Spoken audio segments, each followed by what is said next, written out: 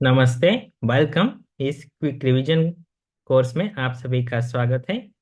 आज का टॉपिक है इंट्रोडक्शन टू प्राणायाम एंड ध्यान एंड देयर हेल्थ बेनिफिट। सो अभी स्टार्ट करते हैं।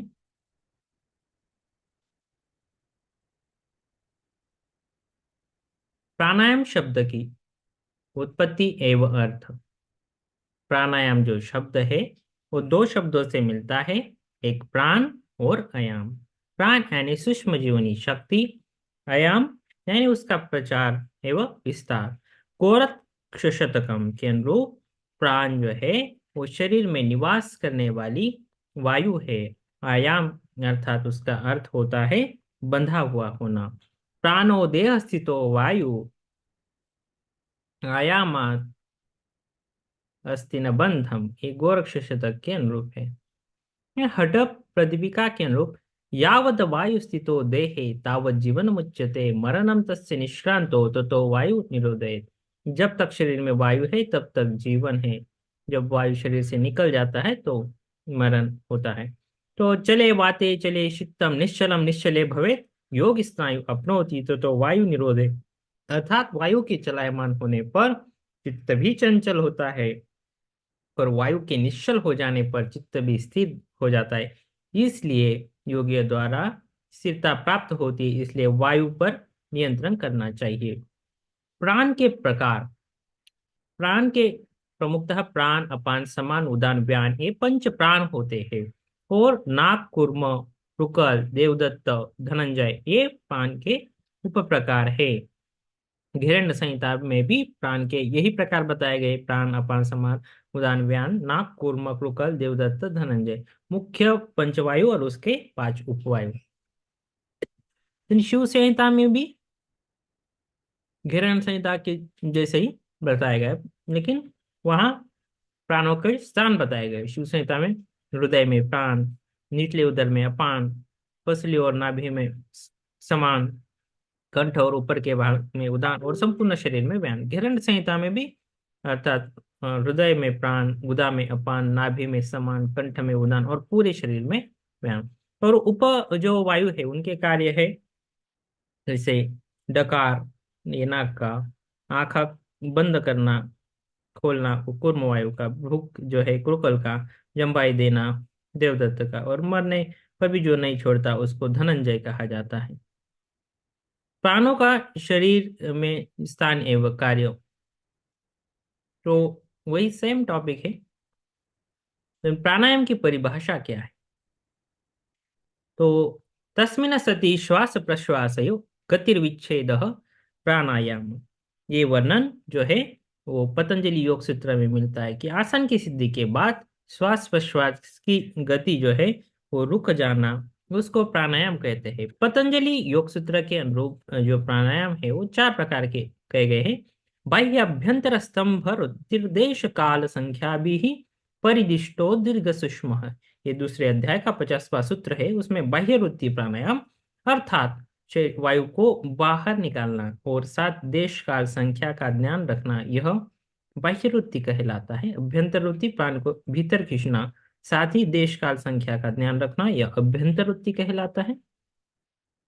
स्तंभ वृत्ति शरीर के भीतर और बाहर निकालने वाले प्राणों को स्वाभाविक गति को स्तंभित करना, रोक देना, तो इसे कुंभक कहते हैं। और चौथे प्राणायाम का वर्णन करते हुए कहते हैं कि बाह्याभ्यंतर विक्षेपी चतुर्थ, कि अर्थात बाहर और भीतर के विषय को चिंतन को त्याग करते हुए देश काल संख्या के ज्ञान के बिना अपने आप ही प्राणों की गति किसी देश में रुक जाती है, वह चौथा प्राणायाम है। यह पहले बताए तीनों प्राणायामों से अलग है। इसी कारण सूत्र में चतुर्थ पद का जो है वो प्रयोग हुआ है। जो जैसे पतंजलि योग सूत्र है तो उसमें ये तो प्राणायाम का वर्णन मिलता है, तो अलग अलग ग्रंथों में भी जैसे प्राणायाम का वर्णन मिलता है। जैसे श्रीमद् भगवत गीता में प्राणायाम के विषय में कहा जाता है कि अपाने जिह्वति प्राणम प्राणा प्राणम तथा परे प्राणापान गति रुद्ध्वा प्राणायाम सपरायनः। जैसे अद्वैत वेदांत में भी शंकराचार्य जी ने प्राणायाम का उल्लेख किया है। देन हठयोग परंपरा में जो हठयोग प्रदीपिका है उसमें 8 प्राणायाम का वर्णन आता है। घिरन संहिता में भी वर्णन आता है। और जो बाकी भी हटियो के टेक्स्ट है उसमें भी वर्णन आता है। जैन परंपरा में भी उल्लेख आता है, और बौद्ध परंपरा में भी प्राणायाम का उल्लेख जो है वो आ जाता है। देन अब प्राणायाम के प्रकार हटियो प्रदीपिका के अनुरूप पूरक, कुंभक और रेचक। फिर कुंभक के सहित कुंभक, केवल कुंभक, और सहित कुंभक के ये सूर्य भेदन, उज्जयी, कारी, शीतली, भस्त्रिका, भ्रामरी, मूर्छा, प्लाविनी। देन घेरन संहिता के अनुरूप वही पूरक, कुंभक, रेचक। कुंभक के फिर सहित, सहित के जो है वो सगर्भ, निगर्भ। फिर कुंभक के जो है सूर्य भेदन, उज्जयी, शीतली, सॉरी भ्रामरी, अ, भस्त्रिका, मूर्छा और केवली। तो ये घेरन संहिता के अनुरूप। नाउ हठयोग प्रदीपिका के अनुरूप जो है वो प्राणायाम, वो देखते हैं हम। तो स्वामी सतवाराम जी ने हठयोग प्रदीपिका में प्राणायाम का वर्णन दूसरे उपदेश में किया है। तो उन्होंने अष्टकुंभक का विधि और उसके लाभों का विस्तार पूर्वक वर्णन किया है, और उसके पहले नाड़ी शुद्धि का निर्देश दिया है। नाड़ी शुद्धि का महत्व बताते हुए उन्होंने कहा है कि मलों से व्याप्त जो सभी नाड़ियां है जब निर्मल हो जाए तभी साधक समुचित रूप से प्राण को नियंत्रित करने में सक्षम हो जाता है। नाड़ी शुद्धि का विधि, तो पद्मासन में बैठ जाना है, साधक को चंद्र नाड़ी से श्वास को अंदर लेना है और अपनी शक्ति के अनुरूप श्वास को रोककर सूर्य नाड़ी से श्वास को छोड़ना है, और पुनः वायु वायु जो है सूर्य नाड़ी से भरना है यथा शक्ति जो है, विधिवत उसमें कुंभक करते हुए फिर लेफ्ट से छोड़ना है। तो ये हो गया नाड़ी शुद्धि। नाड़ी शुद्धि के लाभ जो है, इस नाड़ी शुद्धि प्राणायाम के अभ्यास से साधक का नाड़ी समूह जो 3 महीने के अधिक समय में जो है वो नाड़ी समूह संपूर्ण निर्मल हो जाता है। नाड़ी शुद्धि के पश्चात प्राणायाम करने तथा समय संख्या का वर्णन किया गया है। तो उसमें जो प्राणायाम है उसमें स्थान, मौसम, समय, अवधि इसका विचार किया जाता है।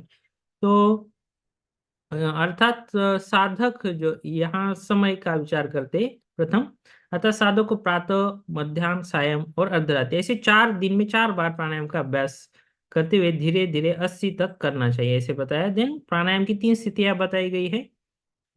कनियसी भवे स्वेदम कंपो भवति मध्य में स्थाने उत्तम आपनोति तो वायु निबंधित। अर्थात जो स्वेद जो है वो कनिष्ठ प्राणायाम से, मध्यम प्राणायाम से कंप उत्पन्न होता है, और उत्तम प्राणायाम से वायु जो है उत्तम ब्रह्मरंध्र में प्राप्त होता है। तो अगर प्राणायाम गलत विधि से जो किए तो उसके रोगों का भी वर्णन यहाँ किया गया है। हिक्का श्वास काशस्य शिर कर्णाक्ष वेदना भवन्ति विधा रोगा पवनस्य प्रकोपतः। वायु के प्रकोप से हिचका, दमा, श्वास, सिर, कान, आंखों में पीड़ा तथा विभिन्न प्रकार के रोग भी हो सकते हैं। तो ये यहाँ वर्णन किए गए हैं। देन प्राणायाम जो है वो कौन से ऋतु में करना चाहिए, कि 2 ऋतु जो होते हैं तो वो प्राणायाम के लिए उपयुक्त गहन संहिता ने माने हैं। तो उसमें वर्षा ऋतु में प्रारंभ नहीं करना चाहिए, और वसंत ऋतु जो है वो प्राणायाम के लिए श्रेष्ठ बताया गया है।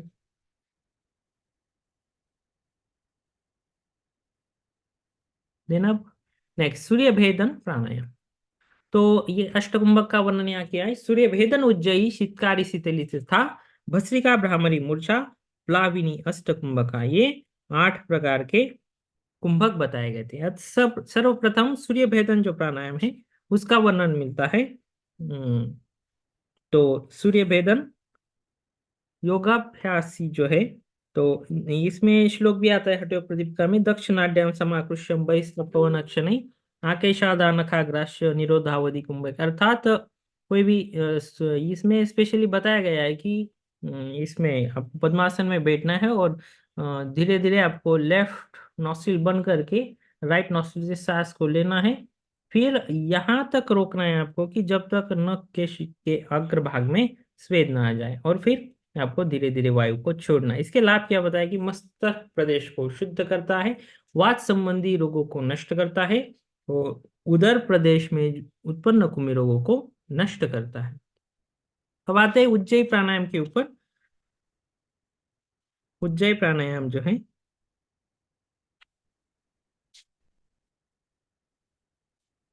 मुख को बंद करके दोनों जो नासिका है उससे कंठ का अंकुचन करते हुए सांस को लेना है। तो उसको उज्जयी प्राणायाम कहते हैं उसको। ये जो प्राणायाम है इससे कफजन्य कंठ रोग दूर होते हैं। जठराग्नि प्रदीप्त होती है। नाड़ी जलोदर धातु संबंधी रोग को ये नष्ट करता है। अब आते हैं शीतकारी प्राणायाम। शीतका कुर्या तथा वक्त्रे घाने विजुम्बिकाम एवं अभ्यास योगेन कामदेव द्वितीय का मुख शीतकार करते हुए पूरा करना चाहिए और रेचक केवल नासिका से ही हो। तो इससे भूख प्यास निद्रा सुस्ती इत्यादि का अनुभव नहीं होता है। फिर आते शीतली प्राणायाम के ऊपर। जिह्वामायु आकृष्यम पूर्वत कुंभक साधनम शनै च घ्राणरंध्राभ्याम रेचयेत् पवनम सुते। तो इसमें क्या करना है, शीतली प्राणायाम की जिह्वा को नली की भांति करते हुए सांस को अंदर भरना है, फिर कुंभक करते हुए धीरे धीरे नासिका छिद्र से आपको वायु को छोड़ना है। तो इसके बेनिफिट क्या है कि यह शीतली कुंभक, वायुगोला, तिल्ली, ज्वर, पित्त, भूख प्यास आदि सभी प्रकार के रोगों को तथा विष के प्रभाव को नष्ट करता है। फिर आता है भस्त्रिका प्राणायाम। तो इसका रेफरेंस है बस्त्रैव लोहकारा नाम तथा क्रमे मसंबरेत तथा वायु चनासाभ्याम चाले छनै घिरण संहिता के अनुरूप है। तो जैसे ये तो हम सॉरी हार्टियो प्रदीपिका के अनुरूप देख रहे हैं, लेकिन ये रेफरेंस घिरण संहिता का है। जीव जो है, अब इसमें क्या करना है आपको भस्त्रिका में कि पद्मासन लगाकर जो लोहार की धोखनी के समान आपको वायु को चलाना है। और जब आपको मीन्स दमछाक हो जाए तो आपको राइट नॉस्ट्रिल से सांस को भरते हुए कुंभक करते हुए लेफ्ट से छोड़ना है। मीन्स एक सूर्य वेदन प्राणायाम का विधान है। तो इससे कफजन्य विकार दूर होते, जठराग्नि प्रदीप्त करता है। सुषुम्ना नाड़ी में जो कफ आदि बाधाएं है तो उसको भी हटाते हुए कुंडलिनी का शीघ्र जागरण करता है। भस्त्रिका नामक तीनों जो ग्रंथियां होती है उसका भेदन करता है। तो ये अभ्यास विशेष रूप से करना चाहिए। फिर भ्रामरी प्राणायाम। वेगात् घोषम पुरकम भुंगनादम भुंगिनादम रेचकम मंद मंदकम योगिंद्रानामेव अभ्यास योगा चित्ते जाता काचिदानंद ला। वे वेग से जो है भ्रमर जैसा गुंजन करते हुए पूरक रेचक करने का विधान यहाँ है। इससे जो है साधक के चित्त में आनंद की उत्पत्ति हो जाती है। मूर्छा प्राणायाम। पूरक कर लेने के बाद दृढ़ता पूर्वक जालंधर बंध लगाकर वायु को धीरे धीरे रेचन करते हुए मूर्छा जैसी अनुभव आपको करना है। तो मनोमूर्छा लाना है। तो ये हो गया मूर्छा प्राणायाम। और प्लाविनी, उदर को पर्याप्त मात्रा में वायु से पूरी तरह से भर ले, ऐसा साधक जैसे कि जल में कमल पत्र के समान तैरता है। तो वो हो गया प्लाविनी प्राणायाम। अब घेरंड संहिता के जो अनुरूप प्राणायाम है उसको देखते हैं। वो 5वें अध्याय में महर्षि घेरंडी जी ने अष्टकुंभकों का विधान किया है। उसमें आदौ स्थानम च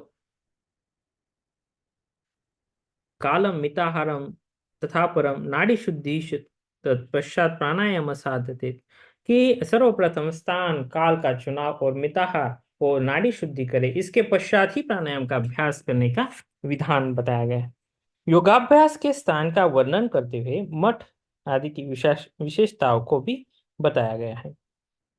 तो प्राणायाम या योगाभ्यास के लिए महर्षि घेरन जी ने वसंत और शरद ऋतु सर्वोत्तम माना है। सममनो जो नाड़ी शुद्धि है वो बीज मंत्रों के साथ होने वाली नाड़ी शुद्धि, और नमन निर्मनो जो है वो धौती आदि कर्म से होने वाली नाड़ी शुद्धि है। सबसे पश्चात प्राणायाम की जो विधि बताई गई है, जो सहित सूर्य वेदस्य उज्जाई शीतली तथा भस्त्रिका भ्रामरी मूर्छा केवली अष्टकुंभका सूर्य सहित सूर्य भेदन उज्जयी शीतली भस्त्रिका भ्रामरी मूर्छा और केवली, ये प्राणायाम के प्रकार यहाँ बताए गए हैं। तो सहित प्राणायाम सगर्भ और निगर्भ, बीज मंत्र सहित और निगर्भ यानी बीज मंत्र रहित। सगर्भ बाई नासिका से और 16 बार जप करते हुए पूरक, फिर कुंभ, पूरक के अंत में कुंभक, कुंभक के आरंभ में उड़ियान बंद लगाए और फिर ऊ का जप करते हुए 64 तक कुंभक करें और म का मंत्र का गिनती करते हुए रेचक करें। फिर इस प्रकार सेम विधि से अपोजिट साइड से दोहराना है। तो ये हो गया सगर्भ। निगर्भ क्या है? निगर्भ प्राणायाम बीज मंत्र के बिना किया जाता है, जिसमें पूरक कुंभक रेचक प्राणायाम की जो मात्राएं होती है वो उत्तम प्राणायाम 20 मात्रा, मध्यम प्राणायाम 16 और अधम जो है वो 12 मीन्स 20, उसके बाद 80 40, फिर 60, 16 64, 32 और 12 48 और 24, तो ऐसी ये मात्राएं होती है। इस प्रकार अधम प्राणायाम जो है वो सेद निकालता है, मध्यम मेरुदंड में कंपन उत्पन्न होता है, और उत्तम जो है वो वायु ब्रह्मरंध्र में लाता है। तो प्राणायाम के लाभ जो है, अभ्यास से आकाशगमन, रोगनाशन, कुंडलिनी का जागरण होता है। प्राणायाम करने वाला पुरुष के चित्त में परमानंद की उत्पत्ति होती है, वह सुखी बनता है। तो सूर्य भेदन प्राणायाम, सूर्य नाड़ी से यथा संभव वायु को भरकर जालंधर बंद लगाकर कुंभक करते हुए बाई नासिका से धीरे धीरे छोड़ना चाहिए। इसे सूर्य भेदन कहते हैं। इस सूर्य भेदन जरा मृत्यु का नाश करने वाला और कुंडलिनी का जागरण करता है। शीर्षस्थ अग्नि प्रदीप्त हो जाती है। फिर उज्जयी प्राणायाम क्या है? उज्जयी दोनों नासिका रंध्र से वायु खींचकर हृदय और कंठ से खींचे और जालंधर बंद लगाकर वायु को धारण करे। यह कुंभक उज्जयी कुंभक कहलाता है। यह कफ रोग, क्रूर वायु, अजीर्ण की उत्पत्ति होने नहीं देता। आम वात, क्षय, काश, ज्वर, प्लीहा रोग भी नहीं होते। शीतली प्राणायाम, जिह्वा को द्वारा वायु को खींचना है, फिर कुंभक लगाना है, नासिका से छोड़ना है, ये शीतली प्राणायाम हो गया। इसके अभ्यास से साधक को अजीर्ण, कफ, पित्त के उत्पाद विकार उत्पन्न नहीं होते। भस्त्रिका प्राणायाम, लोहार जैसे भाता चलाता है वैसे भाता चलते हुए 20 20 बार जो सांस को खींचना है, फिर कुंभक लगाना है और बाद में नासिका से रेचन करें। इस अभ्यास से दिन दिन आरोग्य की वृद्धि होती है। भ्रामरी, अर्धरात्रि व्यतीत होने पर किसी जीव जंतु का जब स्वर सुनाई न दे, तब एकांत में जाकर योगी अपने हाथों से कानों के चित्र बंद करके पूरा कुंभक करना चाहिए। जिसमें साधक को कानों पर अनेक प्रकार की ध्वनियां सुनाई देती है। यह भ्रामरी कुंभक सिद्ध होने पर समाधि सिद्ध हो जाती है। मूर्छा प्राणायाम, सुखपूर्वक पूर्वक तो कुंभक करके मन को विषय को हटा के भो के मध्य में स्थित आज्ञा चक्र पर लगाए, पद्म में विद्यमान परमात्मा में लीन कर दे। यह मूर्छा प्राणायाम है। इस कुंभक की सिद्धि से आनंद प्राप्ति होती है। केवली प्राणायाम, प्रत्येक पूरक क्रिया के साथ जीव आत्मा सो एवं रेचक क्रिया के साथ हम का जप करते हैं तो सो हम जपा गायत्री कहते हैं। इससे प्राणों की जो गति है उसको घटाया जा सकता है, जिससे आयु की वृद्धि होती है। तो अब देखिए प्राणायाम के चिकित्सीय लाभ क्या होते हैं। सूर्य भेदन जो है ये पित्त को बढ़ाता है, बलगम वायु को नष्ट करता है, पाचन शक्ति को सुधारता है, पसीना बाहर निकालकर अशुद्धियों को मिटाता है, शिथिलता, गठिया, पेट, कृमि को मरता है। उज्जयी क्या है? गले को, श्वसन विकारों को ठीक करता है, शरीर की ऊर्जा को बढ़ाता है, नाड़ी, पेट, शरीर के अंगों की रुग्णता को मिटाता है। शीतकारी प्राणायाम शीतलता प्रदान करता है। नित्य करने वालों को भूख, प्यास, निद्रा से पीड़ित नहीं होता। यह दंत और मसूड़े को स्वस्थ करता है। शीतली रक्त को शुद्ध करता है, शीतलता प्रदान करता है, पित्त रोगों का नाश करता है, अवसाद और स्वस्तिका को मिटाने में सहायक है। भस्त्रिका यकृत, प्लीहा, अग्न्याशय, उदर, मांसपेशी को मजबूती प्रदान करता है, पाचन शक्ति को बढ़ाता है, वात कफ से होने वाले रोगों को दूर करता है, जठराग्नि को बढ़ाता है, नाक और सीने की बीमारी को ठीक करता है। भ्रामरी यह मन को प्रसन्न करता है, अनिद्रा जैसे विकारों को सही करता है। इसके अभ्यास से तनाव और क्रोध से मुक्ति मिलती है और ध्यान के लिए भी उपयुक्त रहता है। प्राणायाम का योग साधना में महत्व, पातंजलि योग सूत्र के अनुरूप मुख्यतः दो बेनिफिट बताए गए हैं। तदक्षीयते प्रकाशावरणम और धारणासु योग्य सामास, अर्थात प्रकाश का आवरण दूर हो जाता है। इसका मतलब है कि वो आवरण जो अज्ञान का आवरण है वो क्षीण हो जाता है। यानी जैसे मनुष्य प्राणायाम का अभ्यास करता है वैसे वैसे उसे संचित कर्म संस्कार अविद्यादि क्लेशों को प्रभाव से क्षीण होने लगता है, क्योंकि यह ज्ञान का आवरण पर्दा जो होता है उससे क्षीण होते ही साधक का ज्ञान सूर्य की भांति प्रकाशित हो जाता है। दूसरा फल है धारणा सूच योग्यता मनस, अर्थात प्राणायाम के अभ्यास से मन में धारणा की योग्यता भी आ जाती है। यानी मन को जहां चाहे वहां अनायास ही स्थिर किया जा सकता है। देन प्राणायाम से सभी प्रकार की मलों की निवृत्ति होती है, और अर्थात विधि पूर्वक प्राणायाम के अभ्यास से नाड़ी समूह जो है निर्मल हो जाता है और नाड़ी के मुक्त सुषुम्ना नाड़ी का मुख का भेदन करते हुए उसे सुखपोरोस में प्रवेश किया जाता है। अर्थात कुंभक के अभ्यास से कुंडलिनी जागरण होता है और कुंडलिनी जागरण से सुषुम्ना मल रहित होती है और हठ योग की सिद्धि होती है और यह राजयोग पद की प्राप्ति होती है। हिरण्य संहिता के अनुसार प्राणायाम लाघवम अर्थात प्राणायाम से हल्कापन आता है। आनंदो जायते चित्ते प्राणायामी सुखी भवेत् अर्थात प्राणायाम के अभ्यास से साधक के चित्त में आनंद की प्राप्ति होती है और वह सुख का अनुभव करता है। अब ध्यान क्या है? ध्यान जो शब्द है उसकी उत्पत्ति धी शब्द से हुई है। इसका अर्थ मनन करना, चिंतन करना, सोचना और विचार में लगा हुआ है। महर्षि पतंजलि के अनुसार तत्र प्रत्येकतानता ध्यानम ध्यान केंद्रित की गई वस्तु पर ध्यान एक निरंतर प्रवाह ध्यान कहा जाता है। सांख्य मत द्वारा ध्यान निर्विषयम मनः की निर्विषय करता है मन को।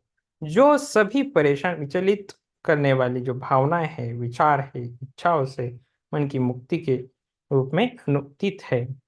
ध्यान हमेशा धारणा से शुरू होता है अर्थात एकाग्रता। एकाग्रता के माध्यम से मन विचलित और स्थिर हो जाता है। जब एकाग्रता विचार के निरंतर प्रवाह को एक वस्तु की ओर ले जाता है तो वह ध्यान है। तो जब ध्यान करते हैं तो हमेशा धारणा, ध्यान, समाधि उसमें अपेक्षित है। तो जो ये दो संस्कृत शब्द है ध्यान और निधिध्यासन, दोनों कभी कभी ध्यान समाधि के लिए प्रयोग करते हैं, परंतु दोनों में भेद है। निधिध्यासन का अर्थ है कि परावर्तन या चिंतन, और जो वेदांत दर्शन की संन्यास परंपरा में कहा गया है कि ध्यान एक चेतन ऐच्छिक प्रक्रिया है जिसका प्रयोग चेतन मस्तिष्क की गतिविधियों को शांत करने हेतु किया जाता है। ध्यान के विषय में कुछ भ्रांतियां। ध्यान केवल किसी विषय के बारे में सोचना अथवा पवित्र मंत्रों का उच्चारण करना अथवा किसी एक विचार या विशेष वस्तु पर ध्यान एकाग्र करना नहीं है। यह कर्मकांडी पूजा अथवा भौतिक लाभ फल के लिए प्रार्थना नहीं है। ध्यान शब्द स्पष्ट रूप से धारणा के लिए प्रयोग किया गया है और बंद आंखों के साथ विभिन्न प्रकार की एकाग्रता एवं सोच की ओर संकेत करता है। वस्तुतः सामान्य विद्यार्थी, शोधार्थी, विचारक धारणा और ध्यान का प्रयोग अविवेकपूर्ण तरीके से करते हैं। ध्यान सिखाया नहीं जा सकता। यह एक अभिव्यंजक शब्द नहीं है बल्कि अनुभव करने की कला है, जहाँ अभ्यासकर्ता की चेतना समान रूप से शरीर के भीतर और शरीर के बिना बिना रोके अथवा विभाजन के लक्षणों का प्रदर्शन किए समान रूप से फैल जाती है। ध्यान के प्रकार जाति, संप्रदाय, वर्ण, राष्ट्र से निरपेक्ष सारे धर्मों, परंपराओं, भाषाओं, संस्कृति को जोड़ने वाला ध्यान एक विशिष्ट सार्वभौमिक परिघटना है। दैनिक मानवीय जीवन के हर पहलू में ध्यान का एक अथवा दूसरा रूप सम्मिलित है। हिंदू, मुस्लिम, ईसाई, सिख, जैन, बौद्ध, यहूदी हर धर्म में ध्यान प्रार्थना का एक अहम हिस्सा है। प्रख्यात संत और अन्य ने ध्यान के अलग अलग तरीके प्रमुख रूप से अपने अनुभव के आधार पर व्याख्यायित किया है। एकम सत विप्रा बहुधा वदंती, सत्य एक है परंतु विद्वान उसकी भिन्न व्याख्याएं करते हैं। वैदिक कथन की पुष्टि करता है कि बौद्ध धर्म में ध्यान बौद्ध धर्म को दो पारंपरिक ध्यान रूपों को प्रस्तुत करता है। प्रथम समता ध्यान कहा जाता है, इसका उद्देश्य एकाग्रता विकसित करना है। दूसरे को विपश्यना कहा जाता है, इसका उद्देश्य समझ को विकसित करना होता है। समता ध्यान का उद्देश्य संयोजन की स्थिति तक पहुंचना है, जबकि विपश्यना ध्यान का उद्देश्य आत्मध्यान की प्रक्रिया से काफी निकटता से संबंधित है। जैन धर्म में भी ध्यान किया जाता है, उसको प्रेक्षा ध्यान कहते हैं। प्रेक्षा का शाब्दिक अर्थ है देखना। इसका मतलब है कि मन का ध्यान भीतर की ओर एकत्र करना तथा निरंतर अपने भीतर की ओर देखना, जिससे अभ्यासकर्ता को नाम और रूप से दुनिया से मुक्त होने पर पूर्ण सत्य चेतना में रहने का अवसर मिलता है। प्रेक्षा ध्यान किसी समय कहीं भी अभ्यास किया जा सकता है, परंतु नियत समय पर नियमित अभ्यास त्वरित परिणाम लाता है। इस ध्यान में जिन चरणों का पालन किया जाता है वही श्वास प्रेक्षा यानी श्वास पर ध्यान केंद्रित करना, फिर वस्तु पर ध्यान, फिर शरीर प्रेक्षा यानी शरीर का बोधन एवं ध्यान, वर्तमान प्रेक्षा वर्तमान का बोधन एवं ध्यान और एकाग्रता। इसका अभ्यास बैठकर, लेटे हुए, खड़े होकर भी किया जा सकता है। यह ध्यान धीरे धीरे तनाव को मुक्त करता है, शरीर को विश्राम देता है, एक गहन मौन और धीमी गति से सांस लेने की पद्धति विकसित करता है। ये अवांछनीय चीजों को बोलने के प्रयास का दमन करता है, मन का रूपांतरण करता है तथा मौन और विश्रांति लाता है। श्रेष्ठ ध्यान, इसका अर्थ है कि श्रेष्ठ पर ध्यान और कोई असाधारण श्रेष्ठ प्रकार नहीं है, जैसे कि कई द्वारा बताया गया है कि जो अजपा जप की जो परंपरागत एवं वर्षों पुरानी टेक्निक से भिन्न है। आने वाले और बाहर जाने वाले प्राण पर एकाग्रता के साथ एक प्रकार से निरंतर विशेष बीज मंत्र का पाठ और लगातार दोहरा मन और विचार श्वास जो वैश्विक शक्ति है उसके साथ विचरण करते हैं, चिन्हित किए जाते हैं। घेरन संहिता के अनुरूप ध्यान 3 प्रकार का है। स्थूल ध्यान जो अपने गुरु ईश्वर इष्ट देवता की छवि का मनन करना स्थूल ध्यान कहलाता है। स्थूल ध्यान की वस्तु स्पष्ट रूप से दृष्टिगत होती है। यह प्रारंभिक अभ्यासकर्ताओं के लिए है। सूक्ष्म ध्यान, इस ध्यान में ध्यान की वस्तु कुंडलिनी सर्पशक्ति आंखों के क्षेत्र के को पार कर जाने के बाद यह भी अदृश्य हो जाती है। ज्योतिर्मय ध्यान, तेजोमय तेजो ध्यान स्थूल ध्यान से 100 गुना श्रेष्ठ कहा जाता है। इस ध्यान में ध्यान कर रहा योगी एक प्रकाश को देखता है और उस पर ही अपना मन केंद्रित करता है। योगी को दिखाने वाला प्रकाश आंतरिक प्रकाश है जो बाहर दिखाई दे, ऐसी बाहर रोशनी नहीं। स्पष्ट कहा जाए तो प्रकाश न तो एक छवि है न ही कोई बोध। एक योगी भ्रामरी कुंभ में सफल होता है तो कुछ आंतरिक ध्वनियां सुनाई देती है जो दिखाई देने वाले प्रकाश के साथ संयुक्त हो जाती है और योगी का मन उस मिश्रण पर स्थिर हो जाता है। इस प्रकार ध्वनि प्रकाश और जानकर मन एक स्थिर हो जाता है। गोरक्ष पद्धति में 2 प्रकार के अभ्यासों का वर्णन मिलता है, सकल और निष्कल। ये दोनों घेरन संहिता के स्थूल और सूक्ष्म ध्यान के समान है। ध्यान के लाभ, प्राचीन अध्यात्मताओं के द्वारा शरीर और मस्तिष्क के बीच संबंधों को व्यापक रूप से स्वीकार किया गया है।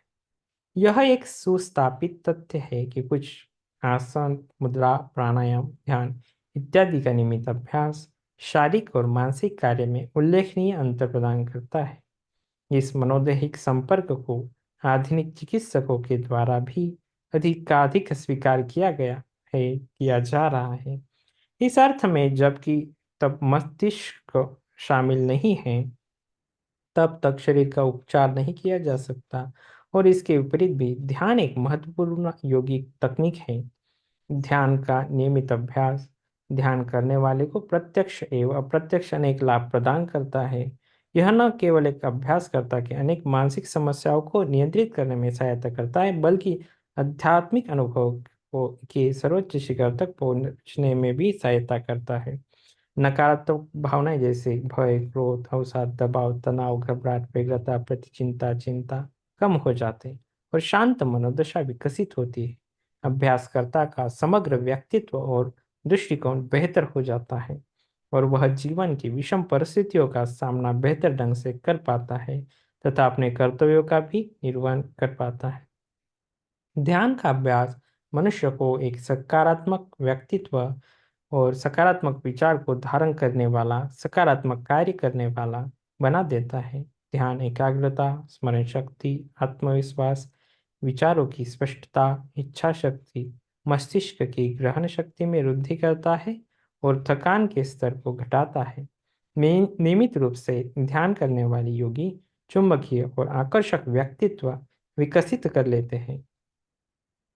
उससे संपर्क में आने वाले उसकी मधुर वाणी से, प्रभावशाली वाणी से, तेजस्वी नेत्रों, चमकदार वर्ण, मजबूत स्वस्थ शरीर अच्छे व्यवहार, गुण और दैवीय स्वभाव से अत्यंतिक प्रभावित हो जाते हैं।